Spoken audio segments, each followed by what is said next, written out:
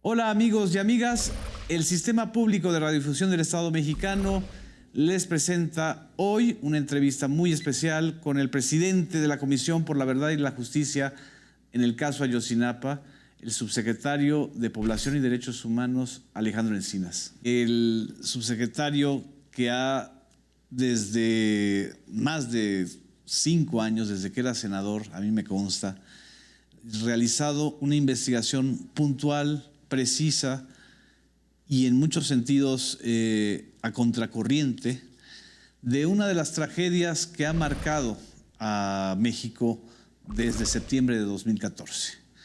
Es la tragedia de la desaparición de los 43 estudiantes de la Escuela Normal Isidro Burgos de Ayotzinapa. El caso de los 43, que ha sido una herida abierta y sigue siendo una herida abierta para miles de mexicanos. Es un honor, Alejandro, estar aquí contigo y que aceptes la entrevista de Sistema Público, donde vamos a hablar justamente de los avances y de los grandes avances que ahora ya se están conociendo en torno a la investigación.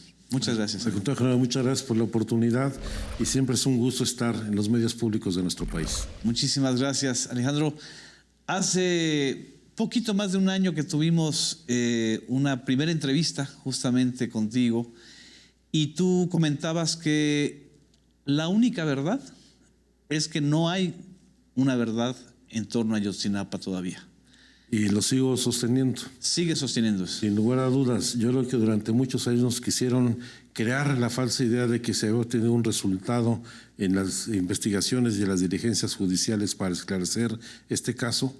Y la verdad es que se ha venido desmoronando toda esta hipótesis de la mal llamada verdad histórica, en donde tenemos ya cada día evidencias más sólidas de que la situación no fue como la relataron, que lamentablemente no han sido castigados de manera puntual muchos de los responsables materiales, como también ahora los responsables de haber fabricado una verdad histórica que no se corresponde con los hechos. Y después de un año y medio de trabajo, bueno, que prácticamente de esta comisión que inició sus primeros contactos con los padres, las madres de familia los 43 durante la transición, los primeros encuentros con el presidente electo en aquel entonces, Andrés Manuel López Obrador, hemos venido reconstruyendo prácticamente, partiendo de cero, todas las diligencias y toda la investigación en un nuevo modelo de trabajo conjunto con la Fiscalía General de la República, que ahora tiene autonomía, pero con todas las instituciones de la Administración Pública Federal que están haciendo un trabajo serio para aportar todos los elementos de información y de prueba que nos permitan, además de reconstruir los hechos, saber qué pasó, dónde están los muchachos y quiénes son los responsables. Las preguntas esenciales siguen estando vivas, Alejandro, es decir, el por qué los secuestran y qué pasó con ellos y quiénes son los responsables, o ya podemos ir acercándonos a algunos bosquejos. Por supuesto que nos estamos acercando ya con la información integrada en este año y medio. Forma parte del proceso de investigación judicial, identificar bien el móvil y los participantes, los responsables, quiénes se giraron las órdenes, qué tipo de involucramiento tuvieron autoridades de distintos órdenes de gobierno, por supuesto que están en la parte central de la investigación. Hay que recordar, como lo señalamos en aquel entonces, de que si bien partíamos de cero para construir toda la investigación, íbamos a retomar lo que ya existía con la anterioridad, desde analizar bien la investigación que llevó a cabo la Procuraduría General de la República, de manera importante los informes del Grupo Interdisciplinario de Expertos Internacionales, la recomendación de la Comisión Nacional de Derechos Humanos, el documento que hizo la Oficina del Alto Comisionado de Naciones Unidas en materia de derechos humanos en México, pero también otras diligencias que no se habían valorado en su justa dimensión. Retomamos, por ejemplo, la investigación que se realizó los primeros 10 días que llevó a cabo la Procuraduría de Justicia del Estado de Guerrero, que prácticamente no se ha tomado en cuenta en la investigación que llevó a cabo la entonces Procuraduría General de la República. ¿Por qué se ignoró esos primeros 10 días de investigación de la Procuraduría de Guerrero? Yo creo que aparte de que no hubo una debida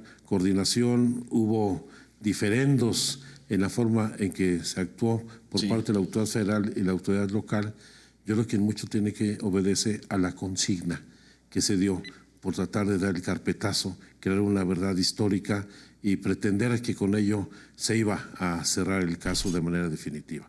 Creo que son de los temas que ahora están saliendo a la luz pública. Así es. Lo hemos visto en las propias declaraciones, en artículos que han elaborado el exgobernador Ángel Aguirre Rivero, las Así declaraciones del procurador entonces en Guerrero, Iñaki, y otros actores que en esos momentos incluso han ya participado en las declaraciones ministeriales que la unidad especial de la Fiscalía General de la República está llevando a cabo, donde se ha ido citando a muchos de los funcionarios locales o federales que intervinieron en estos sucesos.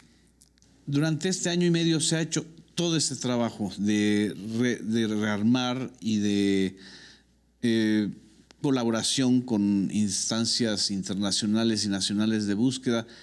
El hallazgo o la confirmación del hallazgo de este joven Cristian en este lugar distinto al río y al basurero de Cocula es una de las consecuencias de todo este trabajo que se ha estado realizando, ¿o cómo lo caracterizarías? Y ha sido un proceso muy largo. Hay que recordar que la diligencia de búsqueda que se desarrolla aquí en el ejido de Cocula, en la llamada Barranca de la Carnicería, se llevó a cabo en el mes de noviembre del año pasado. Noviembre del año pasado. Es el momento en que se hace un primer hallazgo, aunque como ya se ha señalado, hemos tenido otros hallazgos. La Fiscalía, la unidad especializada de la Fiscalía ha tenido otros hallazgos en este perímetro de otros restos que también serán enviados en su oportunidad una vez que se abran las fronteras a los laboratorios de la Universidad de Innsbruck en Austria, donde también esperamos tener algún resultado importante. No se puede todavía anticipar alguna valoración de cuál pudiera ser pues el resultado de un trabajo de muchos meses de diligencias. Yo creo que lo dividiría en varias etapas lo que hemos venido construyendo en este año y medio. Primero, pues la creación de una comisión presidencial por la verdad y la justicia en el caso de Ayotzinapa, y es un decreto que emite el presidente de la República, en donde por primera vez se abre un espacio de colaboración conjunta entre el gobierno federal, que es una comisión que crea el presidente, así es, en la que forman parte los padres y madres de familia de los 43, donde se abre un espacio muy significativo para la cooperación internacional. Es ahí en esta comisión donde participa la Comisión Interamericana de Derechos Humanos, la Oficina del Alto Comisionado de Naciones Unidas, lo que abre pauta para que se restablezca la participación del GIEI en los trabajos de investigación y coadyuvancia con la Fiscalía General de la República. ¿Van a retornar? Ya están. ¿no? Ya están. Tenemos ya unos anteconvenios ya de colaboración con la Comisión Interamericana y con Naciones Unidas, sino el GIEI ya está participando desde hace varios meses.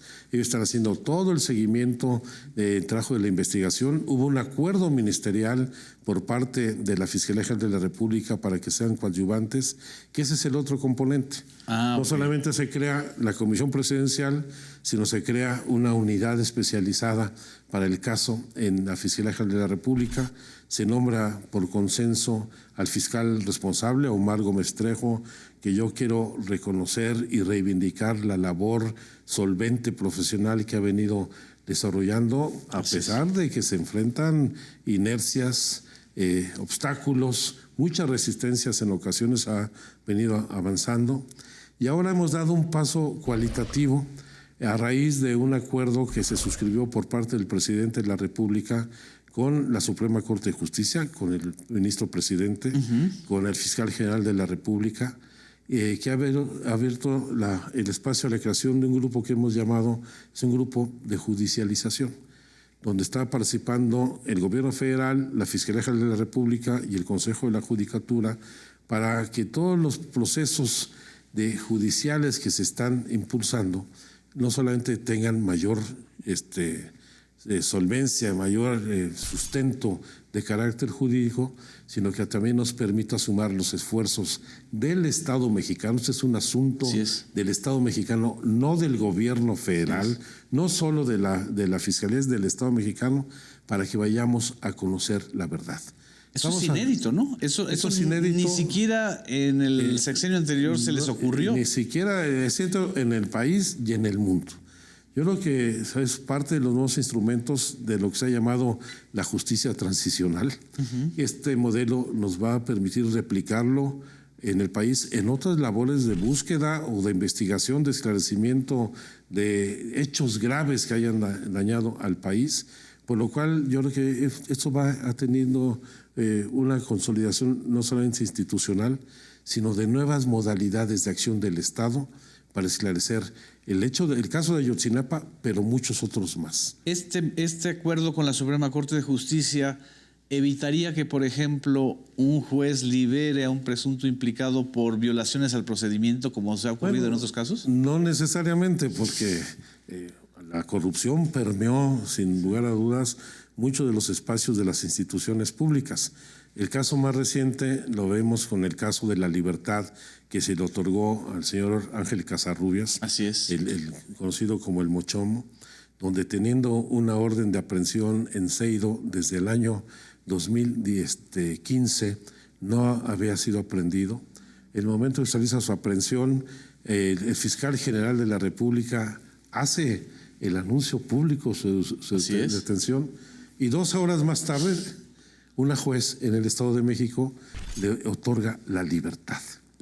Que ahí, afortunadamente, no solamente se actuó con la oportunidad para evitar su liberación, toda vez que tiene otros cargos abiertos, otras carpetas de investigación abiertas, sino también se pudo identificar un hecho de corrupción donde... En el Poder Judicial. En el Poder Judicial, donde se ve como familiares y abogados de este personaje, pues llegan a un contubernio con la gente del juzgado para que por 2 millones de pesos otorguen la libertad. Ya se abrió un proceso de investigación sobre este suceso que es del dominio público, pero a pesar de que estamos trabajando juntos, a pesar de que es el fiscal general quien da la información, se dan actos de esta naturaleza.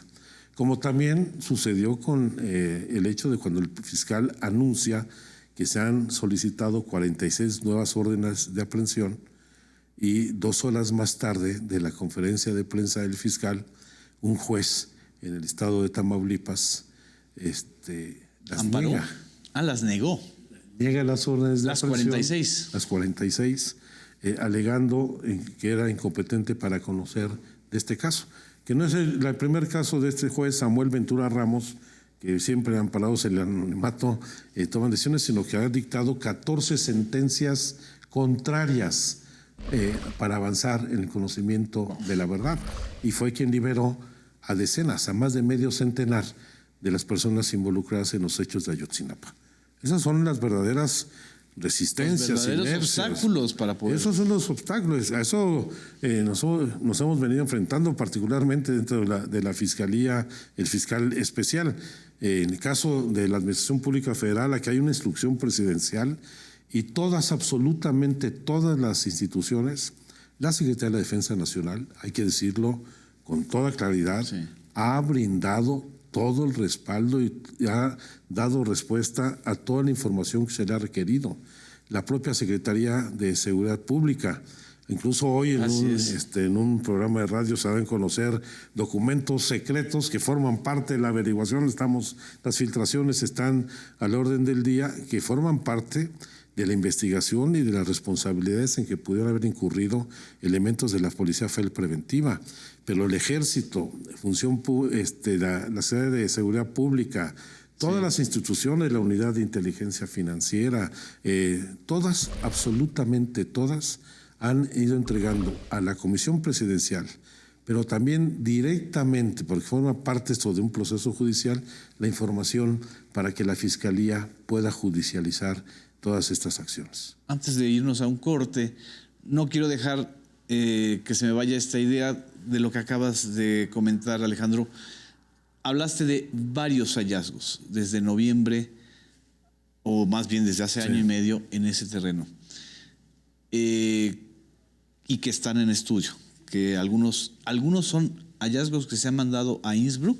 Sí. Estamos hablando de que se había cancelado la búsqueda durante un buen tiempo y se retomó en este gobierno?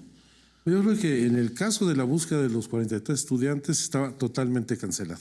Total. No se había realizado ninguna labor de búsqueda posterior a la verdad histórica. Pero sí ha habido búsqueda de otras personas desaparecidas en esta zona y ha habido hallazgos importantes. En el caso nuestro hemos realizado más de 25 trabajos de búsqueda en 7 municipios del estado de Guerrero, no solamente en Iguala y en Cocula, hemos estado en Huitzuco, en Tepecuacuilco, en Mezcala, en Cuetzalan, hemos estado en Carrizalillo, en distintos municipios hemos estado y se han tenido otros hallazgos, no necesariamente relacionados con el caso de Ayotzinapa. Pero por darte solamente un dato muy puntual. De entre el 2015 a la fecha se habían encontrado en este perímetro 242 cuerpos. Muchos de ellos se localizaron ya en las búsquedas que se han hecho, no solamente por el caso de Ayotzinapa, organizaciones con las madres igualtecas, como los otros desaparecidos, en el caso de Iguala, que han hecho una labor que hay que reivindicar y reconocer. Habían tenido hallazgos importantes y había cuerpos que no se habían identificado.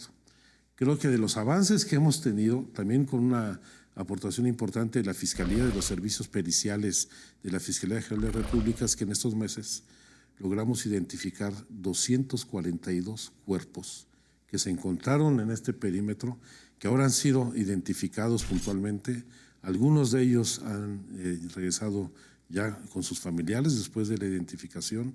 Después de años, los cuerpos estuvieron dentro de la propia Procuraduría General de la República de entonces y que no se han hecho los trabajos de identificación forense.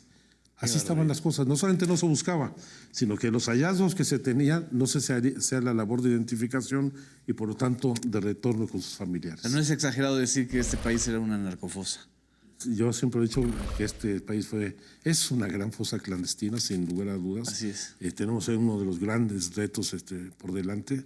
Más de 3,000 fosas clandestinas se han venido ubicando en los últimos años. 3,000. Sí. Y esto, pues lamentablemente, se pretendió minimizar, ocultar, cosa que no vamos a hacer. Yo acabo de hacer público, con la encargada de la Comisión Nacional de Búsqueda, de todos los datos actualizados de número de fosas, en qué lugares, cuántos cuerpos exhumados, cuántas denuncias por desaparición tenemos desde 1964, que fue la primera denuncia de desaparición en nuestro país hasta el día de hoy, y la verdad es que no vamos a ocultar, por dolorosa que sean estas cifras y esta realidad, ninguna información, porque aparte de que es nuestra responsabilidad encarar este reto, es también un compromiso ético, un compromiso del presidente de todo el gobierno de la República en resolver este problema. Vamos a un corte y no nos dejen, esta plática es muy, muy importante. Vamos a irnos acercando a esta verdad que, por cierto, es muy dolorosa, pero muy necesaria para este país. Regresamos en unos momentos.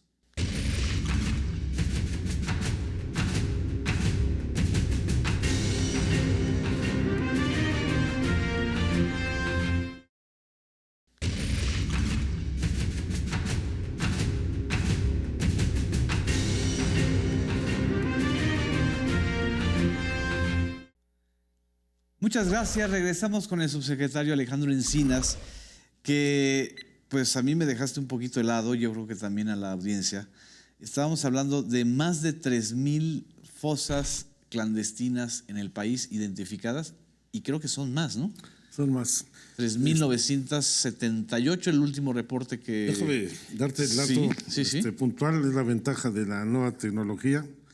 Mira, el registro histórico que tenemos en el país nos da 3,978 fosas clandestinas. Entre el 2006, o sea, prácticamente es el inicio del gobierno de Calderón, diciembre de 2006, al 30 de junio del 2020. Estamos hablando de que en estas 3,978 fosas se han exhumado 6,625 cuerpos. 6,625 cuerpos exhumados. Sí, ahora, en este gobierno hemos hecho un esfuerzo particular por la identificación y el retorno de estas personas, porque no son cifras, no son estadísticas. Así es. Estamos hablando de seres humanos. Son tragedias familiares. Y que tenemos que entenderlo. No se trata, como se hace tradicionalmente, de dar números de manera indiscriminada, sino que vamos a hacer un trato digno, respetuoso en cuanto al tratamiento de todas las personas.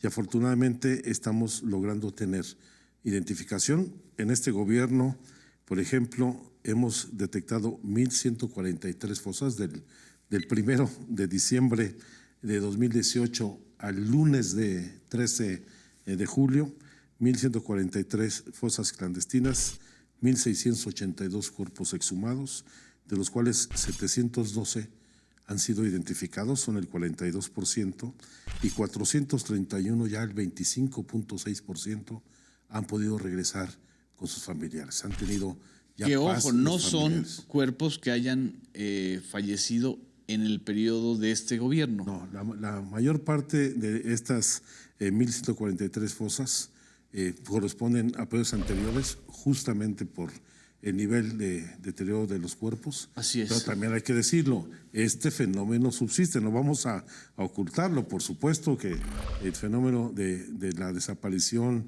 de las fosas clandestinas subsiste, más asociado a la actividad delictiva. Hay que diferenciar lo que es la desaparición forzada, provocada por autoridades o por agentes del Estado o gubernamentales, de lo que es la desaparición por particulares. Esto por crimen organizado en la mayoría crimen de los organizado fundamentalmente. Por supuesto que la práctica de la desaparición forzada que se utilizó de manera recurrente, sistemática en los años 60, en los años 70 en nuestro país corresponde fundamentalmente a agentes del Estado, pero lamentablemente hoy de manera significativa se da por la delincuencia organizada. Y en este caso estamos hablando ya de cuerpos identificados y hallados o de restos de cuerpos en fosas clandestinas. Sí. Pero ¿cuántos desaparecidos se calcula que existe en el país sobre todo desde la guerra contra el crimen organizado? Sí. Yo me quedé en la cifra de 30,000 hace 5 años. 30,000 se refería a los actuales. Si hacemos un análisis histórico serio, desde la Guerra Sucia a la fecha, el dato de denuncia de desaparición es muy doloroso. Estamos hablando de más de 172,000 personas. 172,000. Déjame darte mejor el dato. Con 177,000 personas desaparecidas desde 1964. La fecha del primer registro de desaparición la tenemos el 15 de marzo de 1964. Al 13 de julio son 177,844 personas, de las cuales, esto también es importante destacarlo, fueron localizadas 104,643. Ah, ok. Es decir, no todas necesariamente conducen a muertes. No, es que también son los datos que a veces por la crudeza de las cifras se pierde. Así es. De estas, evidentemente, son 104,000 personas desaparecidas, localizadas, de las cuales un porcentaje, afortunadamente el menor, el 6%, 6,400 fueron localizadas sin vida, pero el dato importante es que 98,242, el 94% fueron localizadas con vida. Eso es lo importante. Eso es importante porque hay un giro, ya no solamente se está haciendo la búsqueda, así es. Estamos dando prioridad a la búsqueda en vida. Así es. Ya ahora hay más denuncia, hay más capacidad institucional, hay acompañamiento. Por fin el Estado está haciendo búsqueda, antes la hacían los familiares. Hay que decir que el Estado renunció, abdicó de su responsabilidad de garantizar el derecho a la búsqueda de las personas desaparecidas. Hoy lo estamos haciendo. Hoy hay un Sistema Nacional de Búsqueda, hay una Comisión Nacional de Búsqueda, hay 32 comisiones locales de búsquedas con desarrollos muy desiguales en cada una de ellas. Hay más apertura a la denuncia. hay recursos que se canalizan. Y ¿Hay por más eso, confianza de los familiares para denunciar la yo creo desaparición? que hay más confianza, en mejores condiciones. Aquí Sí. se están dando las facilidades, incluso el Registro Nacional de Personas Desaparecidas lleva un registro, no necesariamente a partir de las denuncias presentadas ante las fiscalías estatales o la Fiscalía General, sino hay desde la denuncia anónima hasta la denuncia directamente del familiar, sin necesidad de esperar que las 72 horas para hacer la declaración de ausencia, porque lo que nos interesa es dar la respuesta rápida y Así por es. eso encontrar el mayor número de personas con vida, como se ha venido constatando afortunadamente en los últimos años. Por ejemplo, de la parte que nos corresponde como gobierno, del 1 de diciembre de 2018 al 13 de julio, teníamos registradas 63,523 denuncias por desaparición de personas, de las cuales 27,800, el 44% se mantienen como personas desaparecidas o no localizadas, y un porcentaje muy importante son las 35,600, 56% de las personas que durante ese gobierno han sido reportadas como desaparecidas ya se localizaron, Sí. y de estas el 93,5 con vida. 93.5 con vida Lamentablemente el localizadas. 6,5% son 2,300, las hemos localizado. Y estas sin vida. 27,000, ¿cómo se están buscando, Alejandro? ¿Es el Sistema Nacional de Búsqueda, digamos, cómo, Sí, hay cómo distintas funciona? modalidades, se trabaja con las fiscalías de los estados, la Fiscalía General de la República tiene un buen número de acciones de búsqueda. Hay que recordar que se trata de diligencias judiciales, en donde te hacen carpetas de investigación, tiene que haber acompañamiento del Ministerio Público en sus distintos niveles, el local o el federal, y nosotros estamos haciendo también el acompañamiento directo. Por eso, aprovechándose, es tan importante lo que estamos haciendo Así en el es. caso de Ayotzinapa. Pues estamos hablando de 73,000 personas desaparecidas, que si uno piensa localizarlas uno por uno, pues difícilmente vamos a tener los resultados que esperan las familias. Claro. El modelo que estamos construyendo nos va a permitir diseñar, junto a lo que hemos venido trabajando en el sistema, en la creación de un protocolo unificado de búsqueda, el mecanismo extraordinario de identificación forense, los programas regionales de búsqueda, un mecanismo de articulación de las instituciones del Estado, con la participación siempre de los familiares de las víctimas en análisis de contexto que nos permitan ir generando condiciones para hacer búsquedas eficaces, pero también que correspondan con el contexto, el modus operandi en que se desarrollaron, para que éstas sean mucho más efectivas y no estemos, pues, lamentablemente haciendo a veces búsquedas que sí hay hallazgos, pero no con la respuesta que esperamos dar a los familiares. En este sentido, lo que se avance en el caso de los 43 jóvenes de Ayotzinapa es una luz para 73,000 desapariciones aproximadamente, ¿no? Vas a darte cuenta solamente los 242 hallazgos que se hicieron en torno a estas búsquedas en el caso de Claro. Ayotzinapa, que le están dando paz y tranquilidad. O sea, buscando 43 encontraste Porque más de estás 200. analizándolo en función de la forma en que operaban los grupos delictivos o siguen operando los grupos delictivos en esta zona del estado de Guerrero, que además el actuar de los grupos delictivos es muy disímbolo. Van desde los centros de exterminio de los Zetas, Sí. en Tamaulipas o en San Veracruz. Luis Potosí, en Veracruz, a otras modalidades de desaparición por el tipo que actúan estos grupos delictivos, que nos va a permitir tener mejores resultados. Ahora, en el caso de Ayotzinapa, la nueva investigación o la nueva búsqueda de la verdad está centrando como hipótesis la desaparición forzada de los 43 jóvenes, o es una de las hipótesis. No, hay desaparición forzada, se configura el delito de desaparición forzada simple y sencillamente por la participación de distintos agentes del Estado en colusión con los grupos delictivos en la desaparición de los muchachos. Está perfectamente acreditada, es del dominio público, cómo intervinieron autoridades de distintos órdenes de gobierno. Exacto. En el ámbito municipal, se están esclareciendo quiénes participaron del ámbito local y federal, pero está acreditado que se trata de un asunto de desaparición forzada, que hay una responsabilidad del Estado. Así es. Eso está asumido plenamente desde un inicio. Y por supuesto... Pero desde el inicio de esta administración, porque la investigación anterior, o sea, la verdad histórica, digamos, anterior... Parte de la idea de que no fue un crimen de Estado. Así es. Cuando lo fue. Simple y sencillamente. Y cómo hubo colusión de las autoridades. Bueno, simplemente la policía municipal, de Iguala, en el caso de Iguala, tenía un grupo que venía del cártel delictivo incorporado. Así es.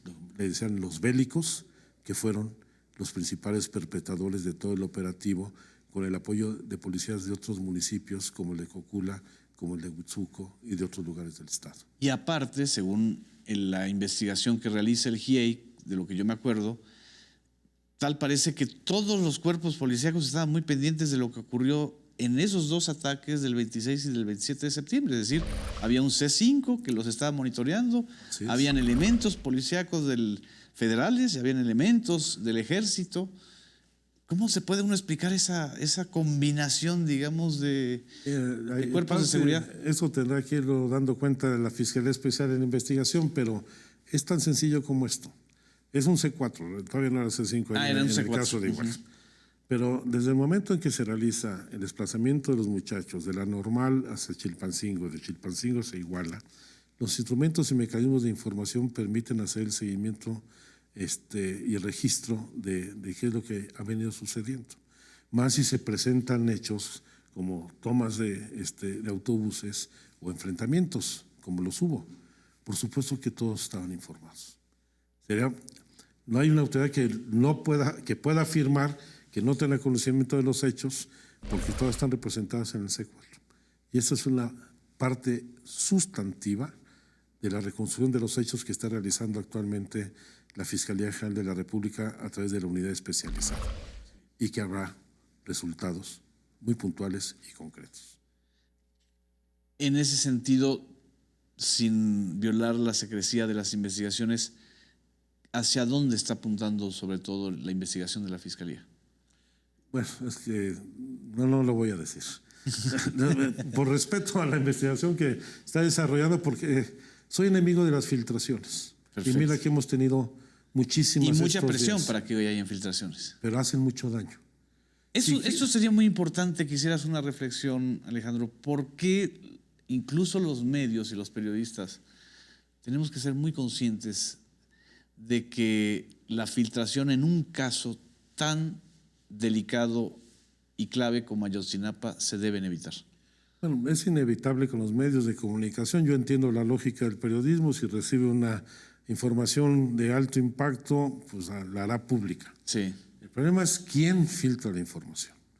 Y hay mucha gente que lo hace por protagonismo, por tener buenas relaciones, por quedar bien con los medios, pero generalmente es gente que lo hace para hacer daño a la investigación.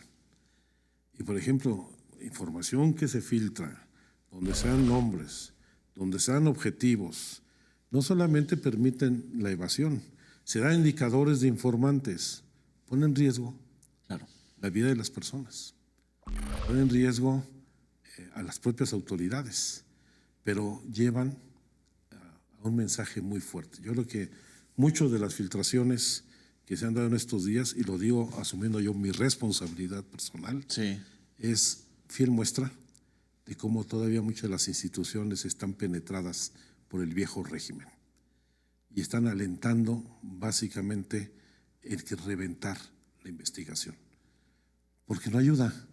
Y hay mucho miedo, ¿no? Sobreaviso sobre quién vienen las órdenes de aprehensión, a quién se está investigando en particular, quiénes son los objetivos fundamentales. No solamente los ponen sobre aviso para su evasión, sino también ponen sobre aviso y ponen en cuestionamiento toda la información que se ha venido. Y hay algo que creo que los que nos están viendo y escuchando no lo saben en todas sus dimensiones. Este tipo de información se llega, o a este tipo de información se llega porque tienes fuentes. Sí. Y son personas que se están jugando la vida para darle al Estado, al gobierno, una información muy delicada, ¿no? Y hay que proteger esas fuentes, ¿no? Y funcionarios. Exacto. Que han decidido hablar. O sea, hay gente que participó en los hechos, que está colaborando. Pero hay gente, logramos uno de los objetivos que nos planteó el presidente de la República, romper el pacto de silencio. Y esas filtraciones lo único que hacen es alentar de nuevo el silencio. Cuando lo que tenemos que todos es contribuir a que se conozca la verdad. ¿Y es casualidad que surjan esas filtraciones justo cuando hay avances concretos? En política no hay nada casual. El momento en que se da en uno de los anuncios más importantes, que es la identificación de uno de los muchachos, en un contexto distinto, en un lugar distinto, en que cuestiona de fondo la verdad histórica, inmediatamente empiezan a surgir este tipo de filtraciones. O sea, aquí no hay casualidades. Así es. Y pues lamentablemente, y a pesar de eso, pues lo vamos a remontar. Así es. Vamos a un corte. Regresamos con el presidente de la Comisión por la Verdad y la Justicia en el caso de Ayotzinapa.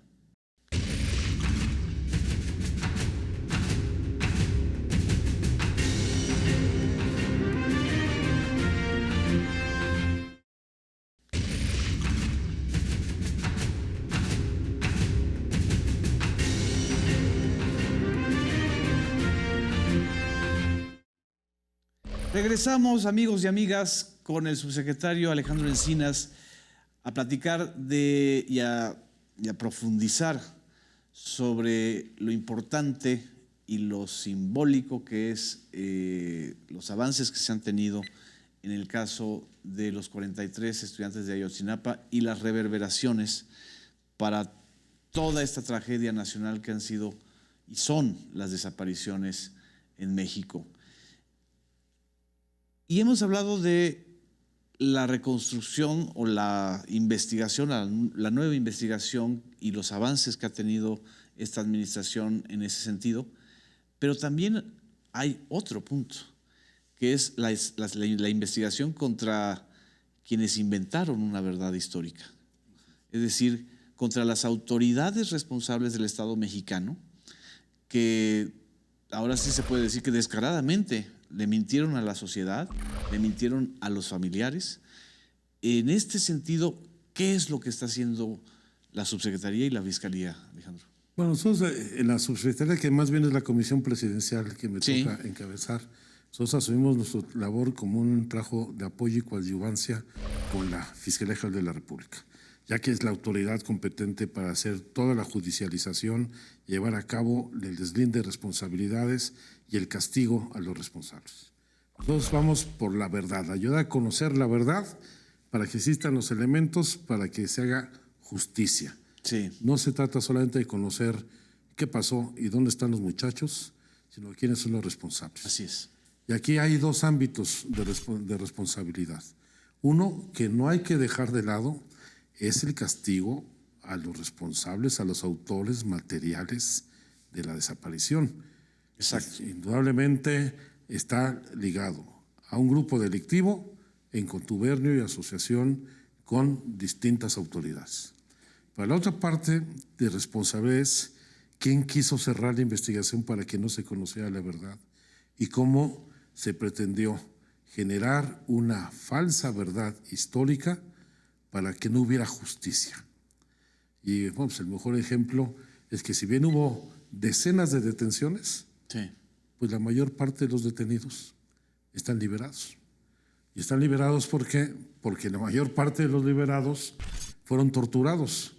Y bien se ha dicho, esta verdad histórica se construyó con base en la tortura. Y ahí está uno de los principales torturadores o de los responsables. Ya ha habido dos videos que se han filtrado en las redes sociales y en los medios de cómo se practica lamentablemente la tortura en este país, con frases de esas de cómo la quieres, por blandito o más durito, Así o es. cómo se hacen asfixias, etcétera, que tienen que sancionarse. Yo no voy a valorar los contenidos de esos videos, le corresponde eso hacerlo a la autoridad judicial, que espero que ahora los valore en su justa dimensión, porque en muchas ocasiones los jueces han liberado por tortura, sí, a muchos de los inculpados en la desaparición de los muchachos, pero ha obviado la responsabilidad del delito.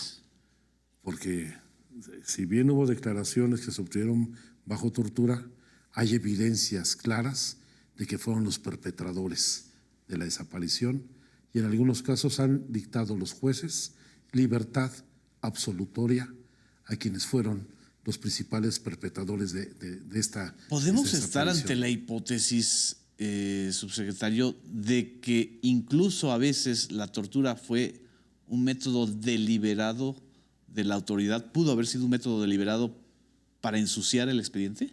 No podría yo afirmarlo. Yo creo que ¿A ese grado de sadismo puede llegar? Bueno, pues hay tanta perversidad en muchas de las personas que forman parte de las instituciones que puede ser.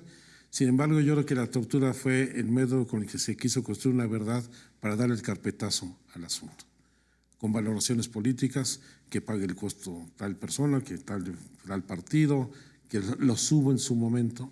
Pues también ya lo veremos en el transcurso de las investigaciones, pero mis hipótesis o mi presunción es que muchas de las decisiones en torno a la verdad histórica no se tomaron solamente en la Procuraduría General de la República.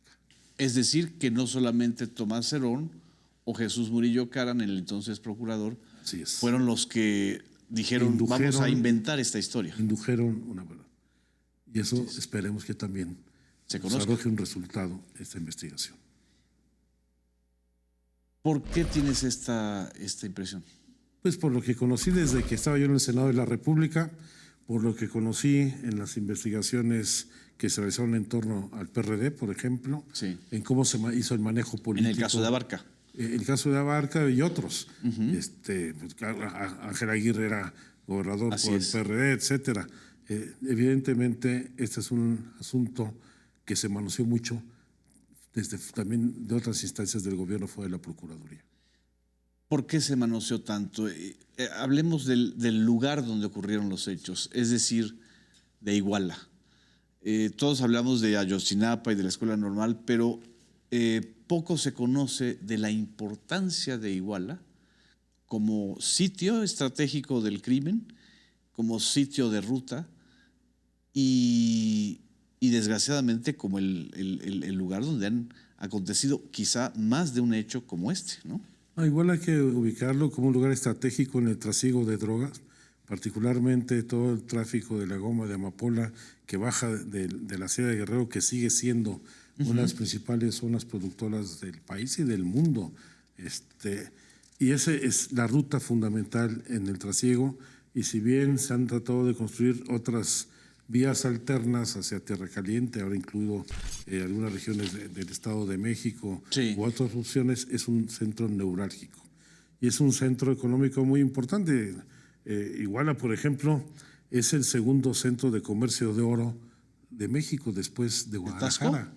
No, de Guadalajara es el primer lugar. Guadalajara. El segundo lugar en comercio de oro también es igual. Es un lugar donde hay una muy intensa actividad económica, pero fundamentalmente históricamente es uno de los lugares fundamentales para el trasiego de la droga. Y ahí está un batallón del ejército, el 27º, ¿no? Así es. Y si no me equivoco, desde la Guerra Sucia de los años 60 y 70, igual también jugaba un papel, ¿no? Como epicentro. Yo creo que hay un libro que vale mucho la pena retomar, las memorias del general Rangel, quien encabezó las primeras guerras de combate al narcotráfico en el estado de Guerrero, para comprender mucho del contexto en que se desarrolla este fenómeno de narcotráfico en esta región de Guerrero, el papel de las Fuerzas Armadas, porque desde entonces se ha ido configurando un centro de poder político y al mismo tiempo delictivo que en muchas ocasiones se ha asociado y que ha penetrado prácticamente todas las estructuras de gobierno. Y por supuesto que en este caso se está haciendo con la colaboración de la Defensa Nacional la investigación sobre las posibles implicaciones que pudiera haber tenido elementos de las Fuerzas Armadas en estos hechos. ¿Qué le interesa a la Secretaría de la Defensa Nacional en ese sentido? Se esclarezcan claramente las responsabilidades por el beneficio de la institución. A la institución le hace mucho daño el encubrimiento o la simulación. Es mejor asumir las responsabilidades de que algunos elementos han incurrido en acciones delictivas o indebidas. Porque uno de los, digamos, de las medias verdades o de las verdades inducidas es que toda esta mentira histórica se construyó para proteger al ejército, como si fuera todo el ejército el que estuviera involucrado en los hechos. Yo voy a poner solamente 3 ejemplos del papel que ha desempeñado la Secretaría de Defensa Nacional en este proceso. Muchos más ha habido. Pero uno, pues la entrevista que se sostuvo por primera vez el general secretario y todos los miembros del Estado Mayor de la Defensa Nacional con los papás de Ayotzinapa en la Secretaría de la Defensa Nacional. Una segunda fue la visita de los papás de integrantes de la Comisión de Ayotzinapa a las instalaciones y el recorrido de inspección del 27 Batallón de Infantería. Que fue hasta este gobierno, porque no se los quisieron abrir antes. Lo cerraron, ahí hubo hasta conflictos. Se abrieron las puertas del cuartel, se hizo la inspección. Un tercer elemento es toda la información que han brindado. Todas las solicitudes de información que se han requerido las han entregado y forman parte de la carpeta de investigación. No está solamente en la comisión presidencial, es instrucción del presidente y se han entregado a la Fiscalía General de la República. Y la otra, bueno, hasta una cuarta, todo el acompañamiento que nos han hecho en las búsquedas. Hemos realizado más de 25 búsquedas durante meses y mucho de la seguridad, en gran medida la seguridad ha estado a cargo de las Fuerzas Armadas porque hemos ingresado a zonas de muy alto conflicto. ¿Y ha cambiado esta percepción de los familiares y de los que acompañan a los familiares de los jóvenes de Ayotzinapa frente al ejército? Porque era una percepción muy negativa, era un enfrentamiento, ¿no? No sé si se ha logrado cambiar tanto la percepción, pero hay una relación. Ya hay relación. O sea, yo no quisiera hacer una valoración, un juicio de valor, pero hay una relación y han conversado directamente con los mandos del ejército. Y con una gran transparencia y con mucha franqueza no se han guardado absolutamente nada. Hace unos días los padres se encontraron con el presidente de la República, tú estabas presente. ¿Cómo fue ese encuentro Fue un encuentro contexto especial y distinto al de los demás, porque en este encuentro se dio toda la información respecto a la identificación de Cristian. Todo el proceso, desde la búsqueda, el hallazgo, el procesamiento de los restos encontrados por parte de la Fiscalía General de la República, por el fiscal especial, el análisis de los restos susceptibles de ser identificados genéticamente que se hizo junto con el equipo argentino de antropología forense, cómo se enviaron a los laboratorios de la Universidad de Innsbruck. Así es. Todo el proceso que se llevó, el análisis de los restos susceptibles, que fueron 6 restos de todos los que fueron encontrados para que fueran susceptibles de la investigación. ¿Cuáles son los resultados puntuales del análisis genético, punto por punto? Yo tengo que reconocer el trabajo de Mercedes Doretti, del equipo argentino de antropología forense, que además lo explican de manera muy clara. Lo hizo desde el primer día cuando fuimos a notificarle a la familia de Cristian a su domicilio el hallazgo. Un trato digno, a diferencia del pasado, donde los papás se enteraron por una conferencia de prensa con un trato indigno, inhumano.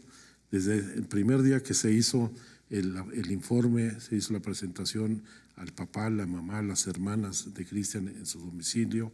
La segunda presentación que se hizo a los papás integrantes de la Comisión Presidencial, a todos los integrantes de la Comisión Presidencial, a los organismos internacionales, a los colectivos que los acompañan, a sus abogados. Y esta que fue una información a todos los papás. Y cómo se hace la explicación científica del por qué efectivamente se trata del resto de Cristian, donde dio pues un resultado de 99.99%. Mucho más certero incluso que los anteriores. Y quiero decirte que aquí fue un proceso muy cuidadoso, cuidamos mucho que no se filtrara la información porque hubo un primer dictamen de Innsbruck que se hizo con los parámetros genéticos caucásicos y europeos, y luego el equipo argentino hizo lo propio con el perfil genético mexicano por ese nivel de exactitud. Nunca se obtiene el 100%, pues el estándar más alto. Entonces, pues es una noticia dura. Rompe con la verdad histórica por un solo elemento, que es muy interesante del dictamen. Esos restos que se identificaron no estuvieron expuestos al fuego. No fueron parte de esta hoguera. Sí. Ok. De ahí entonces fue muy importante, además de que se dio toda la información. Hicimos el seguimiento de los acuerdos que se tomaron en la reunión con el presidente el 5 de marzo. Cada 3 meses tenemos la reunión, sin embargo aquí por la pandemia hubo el retraso de un mes. Se hizo toda la información de los trabajos que se han venido desarrollando, porque como le hemos dicho, siempre vamos a dar la información, toda la información, no vamos a ocultarles absolutamente nada, y menos vamos a ocultar la verdad, por dolorosa que ésta sea. Así es.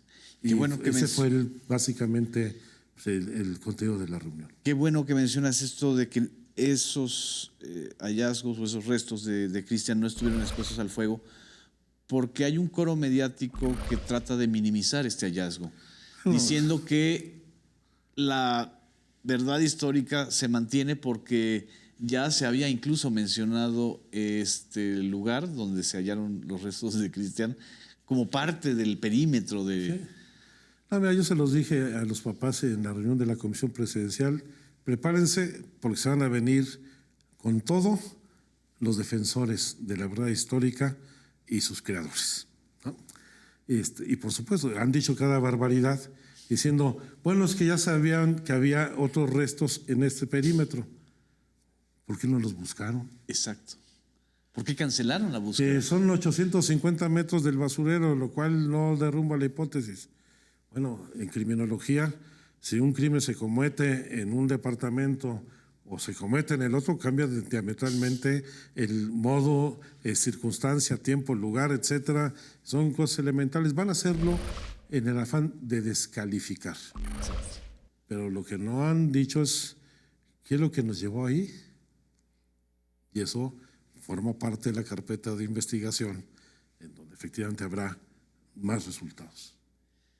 En resumen, Alejandro, para todos los que nos han escuchado esta entrevista, ¿cómo podrías sintetizar la importancia de que ahora sí se está avanzando de una manera muy sólida y con el consenso de los familiares en este caso, que además alumbra todos los otros casos de desaparecidos en México? Bueno, yo creo que en el caso específico de Ayotzinapa hemos entrado a una etapa definitoria para conocer la verdad de los hechos. Aunque también hay que decirlo, con este hallazgo y con los resultados que se han tenido en otras áreas de la investigación, esto apenas empieza. Que quede claro, aquí no estamos dando carpetazo, no dijimos ya sabemos todos los hechos. Vamos a seguir en la búsqueda de la verdad, pero no solamente en la búsqueda de la verdad, sino en la justicia. Que se castigue a los responsables materiales, intelectuales y a los funcionarios que incurrieron en omisiones, negligencia, complicidad o que quisieron tergiversar la realidad. Pero también esto nos tiene que ser de una profunda utilidad, nos tiene que ayudar a construir todo un modelo de búsqueda para atender la demanda de las decenas de miles de familiares que hoy quieren conocer el paradero de sus seres queridos y saber qué pasó con ellos. Esto yo lo veo como una acción del Estado mexicano, como lo decíamos hace un momento, en donde tenemos que concurrir todos los órdenes de gobierno. El gran reto hoy lo estamos logrando con la Fiscalía General de la República, con el Consejo de la Judicatura, con el gobierno federal. Nuestro reto va a estar ahora, hacerlo con las fiscalías de los estados y el apoyo de los gobiernos estatales, porque ellos tienen que asumir su responsabilidad. Esas desapariciones se dan en el contexto de delitos del fuero común y necesitamos que también asuman que son parte del Estado mexicano, los gobiernos estatales, las fiscalías de los estados, donde lamentablemente en muchos casos son un obstáculo. Yo creo que esto es una lección para todos, para poder trabajar juntos en el cumplimiento de una responsabilidad del Estado mexicano, la primigenia, no solamente de garantizar la seguridad, la protección de las personas y de sus bienes, sino que se castiguen los delitos cuando se atente contra la integridad y la vida de las personas. Así es, Alejandro. Muchísimas gracias, subsecretario. Muchas gracias a todas y a todos ustedes que nos han seguido en esta muy importante entrevista y balance sobre el caso de Ayotzinapa y sobre todos los otros mexicanos y mexicanas desaparecidos y sus familiares que encuentran al fin ya un camino por donde llegar a la verdad y a la justicia. Muchas gracias.